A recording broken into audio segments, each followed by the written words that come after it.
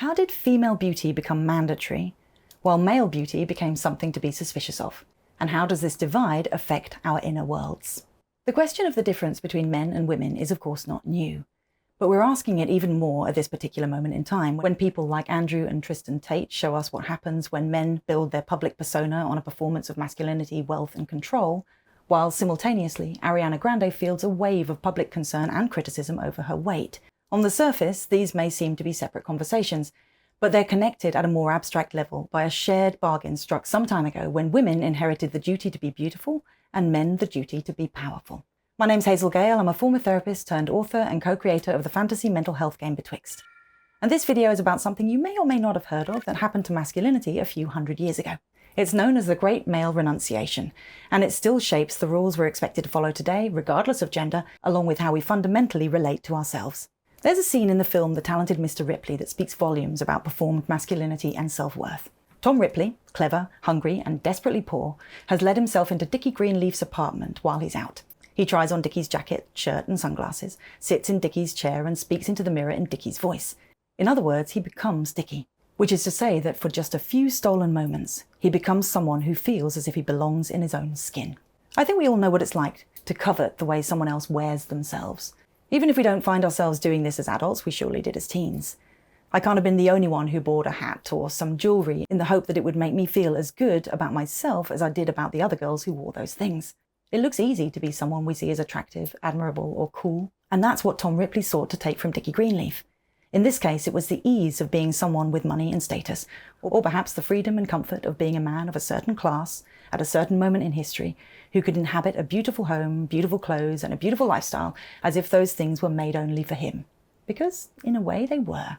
In 1930, a psychologist named John Carl Flugel coined the phrase the Great Male Renunciation. He was describing a shift that happened in Western societies roughly around the time of the French Revolution, the moment when men, broadly speaking, stopped competing in terms of beauty, and instead donned the monotone uniform of stoic masculinity we're more familiar with today. Before the Great Renunciation, wealthy white men dressed in colour, lace, embroidery, and elaborate jewellery. Louis XIV, for example, made his wardrobe into a political instrument, wearing beauty with pride as if it was power made visible. I mean, look at this guy, slay!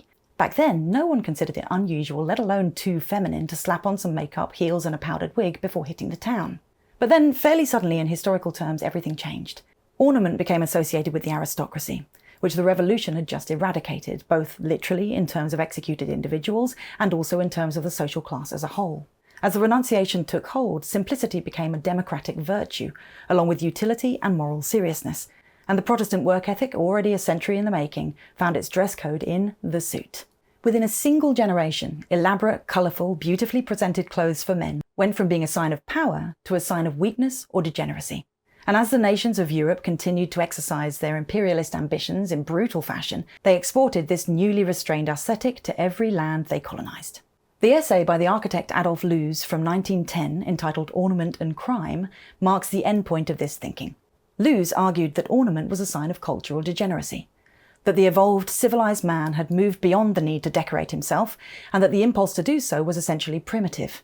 In other words, within a century of the renunciation, male self-adornment had moved from suspicious and dangerous to a flat-out sign of moral failure.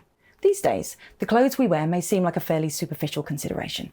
But fashion, as something that is deeply connected to both politics and psychology, is of course never just fashion. In terms of the inner world, what we choose to wear, along with how we do our hair and makeup and so on, belongs to the realm of the persona. Carl Jung described the persona as the mask we wear in the social world. It's the version of ourselves that we present in order to be legible, accepted, and valid, in order to belong. Of course, the idea of dressing a certain way in order to fit in sometimes gets sniffed at as inauthentic tryhardery. We like to think that we don't do this, not with our clothes or anything else, and that those who do have some kind of crisis on the horizon where they'll suddenly see the error of their ways and get real. But Jung was clear that the persona is not inherently problematic. We need a curated version of self to present to the world, and no matter how hard we might try to renounce the idea, we do all have one. That said, there is a particular difficulty tied to the persona, and that's the propensity to mistake the mask for the whole self. Things can get a little hairy when we lose track of the gap between who we're performing and who we actually are. What the Great Male Renunciation created in Jungian terms was a collective persona, a single mask that an entire gender agreed or were forced to wear. Over time, that mask ate away at individuality and expression with relentless efficiency. If every man in the room is wearing a version of the same dark suit, the suit stops communicating anything about the person inside it and starts communicating only the role that person is expected to inhabit, i.e., the professional, the respectable, serious man. Now, there's nothing necessarily wrong with respectable, serious professionals. I mean, I don't want to spend too much time around them, but they can be okay.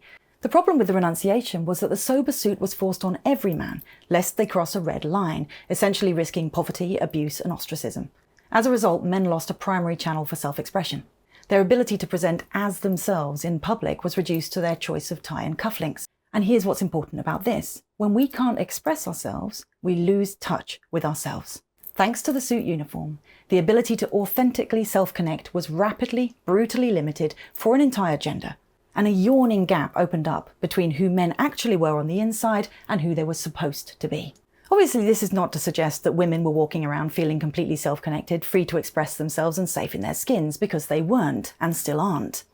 In fact, what happened to the menfolk around this time arguably worsened the plight of women, because this cultural amputation of masculine beauty forced an important part of men's inner reality into the shadow. And what gets forced into the shadow always finds its way back out, in uncensored and sometimes dangerous ways. The series Mad Men painted a perfect picture of the repressed post-renunciation man. Don Draper is suave and charming, his suits are flawless, and there's something genuinely seductive about the authority of all that restraint.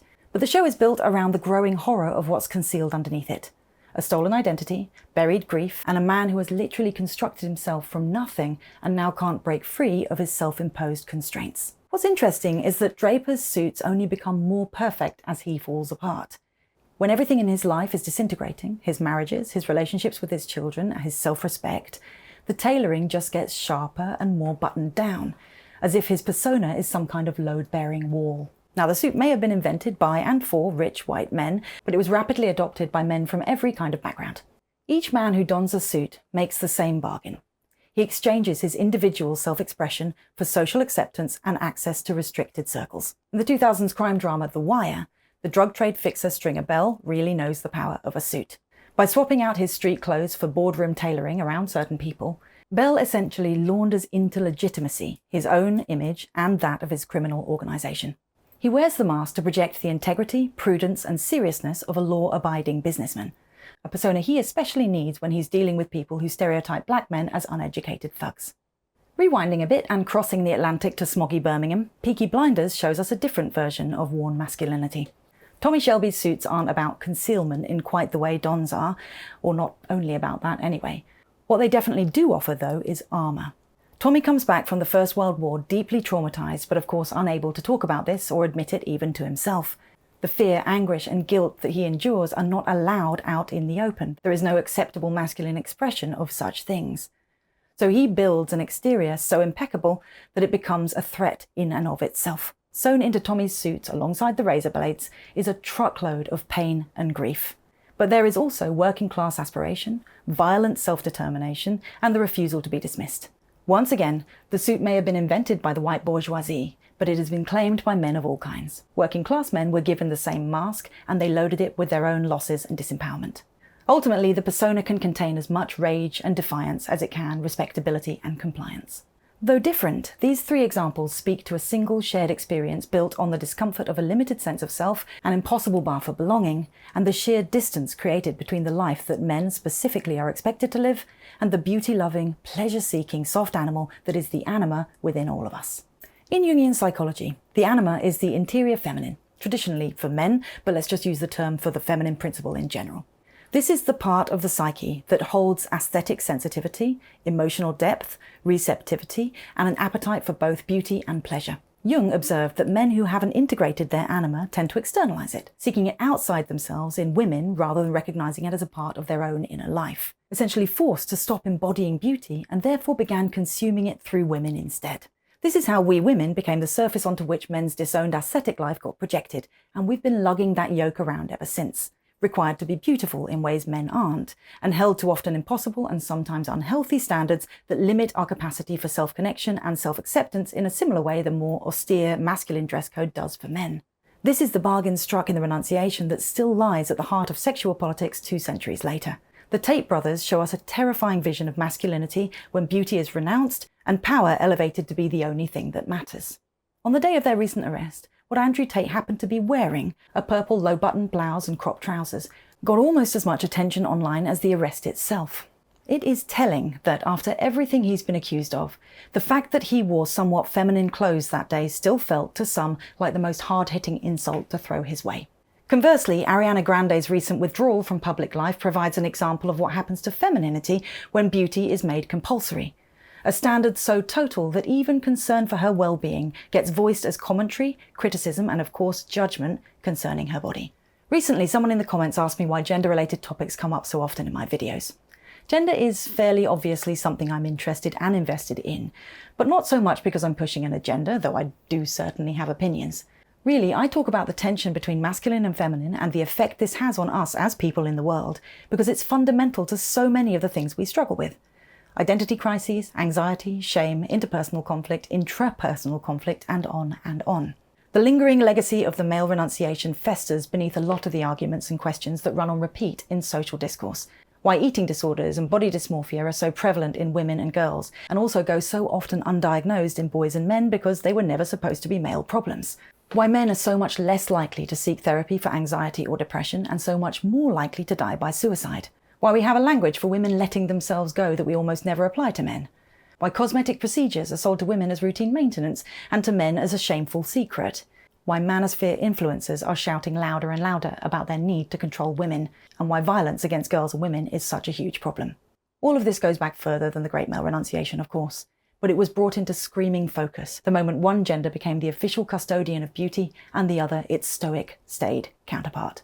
As with all norms, individuals and countercultures have pushed back against the constricting grip of the collar and tie, giving us but a glimpse of repressed male beauty and glamour that has found a way to rupture the seams. Shadow content, meaning that which has been disallowed, rejected, or repressed, never stays gone, no matter how hard we try. Rather, it accrues pressure during its time in exile and eventually erupts, breaking the mask of the persona in behaviours that often look like excess precisely because they've been in the dark for so long. Think glam rock. David Bowie in a bodysuit and platform heels, Prince in ruffled shirts and purple velvet. Hell, you could see much of 1970s pop culture as a referendum on what men were allowed to embody. All of these examples and more were important psychological events, where the repressed ornamental expression of Western masculinity found its way into the spotlight and was received as scandalous, revolutionary, liberating, joyful, and threatening, often simultaneously. What's telling and depressing in equal measure, though, is how predictably each wave of expression just gets commodified, reabsorbed, and then quietly dialed back. The early 2000s, for example, offered a brief mainstream opening for the metrosexual man. Moisturizer, grooming, David Beckham's sarong. But it was quickly reframed as being about attractiveness to women rather than any kind of genuine self-expression. It was masculinity making itself more appealing to the female gaze, not masculinity loosening its grip on itself. So when Harry Styles wore a dress on the cover of Vogue in 2020, we called it brave, which is one hell of a backhanded compliment that does as much to reinforce the norm as it does to challenge it. None of these things has led to a return to powdered wigs for all. Instead, these expressions often end up being dismissed as mere performative and idiosyncratic style choices by eccentric individuals, rather than intentional responsive to a restrictive norm. Alternatively, they are culturally metabolized as queer. From a conservative perspective, this makes them de facto immoral. In liberal circles, it means they can be safely packaged as flamboyant and fun, but irrelevant to straight, that is, real masculine men. Then, after this social processing takes place, the shock fades and the suit reasserts itself. The very fact that moral panics still reliably emerge around the idea of a man in a dress, jewellery or makeup tells us something important about where we're at in the post-renunciation healing process. Not that much further along than we were back in Don Draper's not-so-swinging 60s. Let's come back to the talented Mr. Ripley. Tom Ripley isn't struggling within the confines of his persona like Draper or Shelby so much as struggling with a persona deficit. He grew up without the cultural and material circumstances that teach a certain kind of man how to wear himself with ease. He knows exactly what the right suit, shirt and tie can do for him, and he knows what it means to carry himself in a certain way too, because he has studied these things and can replicate them perfectly. And yet, in Dickie's apartment, Tom also knows that he's performing a self he hasn't earned the right to. The real tragedy here is that he's been taught to believe that simply wanting the ease of self he sees in Dickie Greenleaf must be some kind of crime. There's a concept in developmental psychology, Winnicott's false self, of a persona that is built as a defense mechanism rather than an expression. The false self is constructed to protect a core self that was never given safe conditions to develop. Tom Ripley's is clearly a story about the false self. But as we watch him rubbing shoulders with the well-to-do, The deeper question this film asks is whether the men who do comfortably inhabit those suits are doing something fundamentally different, or whether they've simply had their performance confirmed by the world so often that it's started to feel true. And I think the answer is that the two experiences probably aren't all that far apart. The difference between Tom Ripley and Dickie Greenleaf is legibility more than authenticity. Dickie was born into wealth and comfort, Tom wasn't. But that doesn't mean either of them are being their true selves. They're both aspiring to the same ideal, it's just that one of them has been doing it for longer. What this means, though, is that Tom can see the costume for what it is and Dickie can't. And while that makes Dickie's life considerably more comfortable, it also means he may never question the mask. Many a Dickie Greenleaf has died still wearing his suit, having never even taken a glimpse at what his true self looked like underneath it. Arguably, the person who knows they're performing is closer to freedom than the one in the fancy mask, because they at least know they could perform something different if they chose to. So where does this leave us? We are all born into some version of this reality. The Great Male Renunciation was a collective decision that was made for us, not by us. No individual man sat down and consciously chose to give up beauty. No individual woman signed up to carry the weight of men's disowned aesthetic life. We were raised by a world that continues to uphold the values set by the Renunciation and everything that happened before it, so we don't truly know anything else. This is why it isn't only men who renounce femininity. So many women, myself very much included, have found ourselves rejecting feminine beauty because we've absorbed the lesson that to be taken seriously is to be taken as something other than decorative. We therefore also learn to be suspicious of our own pleasure, our own beauty-seeking, and our own desire to adorn ourselves, because these things have been coded as weakness and frivolity for so long that indulging in them can feel like a kind of self-betrayal at best, life-endangering at worst. We are, in a way, all wearing suits. It's just that some of them were tailor-made, while others had to be taken in a bit. So my question for you is what your suit looks like and whether you ever take it off. When you compare your inner sense of self to the one you're quote-unquote supposed to project according to your gender, what do you notice? Regardless of gender norms, what type of self do you project in your professional, social, or family life? What are the things that feel off-limits to you in situations where these masks are worn? And, assuming there is a gap between your projected or expected self and the one on the inside, what does that dissonance actually feel like to you? The work here is not to dismantle the persona because we need it. The goal isn't to walk into every situation as your most unfiltered, unmediated self. That would just be a different kind of performance and one that could get us into a fair amount of trouble. A better aim is to build awareness of the mask or masks we wear, so that we're able, once in a while, to doff them and have a living relationship with whoever's underneath. Maybe even that beauty-loving, pleasure-seeking, soft animal I mentioned earlier. You know, the one that's been waiting, rather patiently, in the dark. 200 years is a long time, but nothing stays in the shadow forever. Thank you for watching. If you enjoy the idea of story-enriched self-reflection, then be sure to download our app Betwixt, an interactive adventure that helps you reconnect with yourself.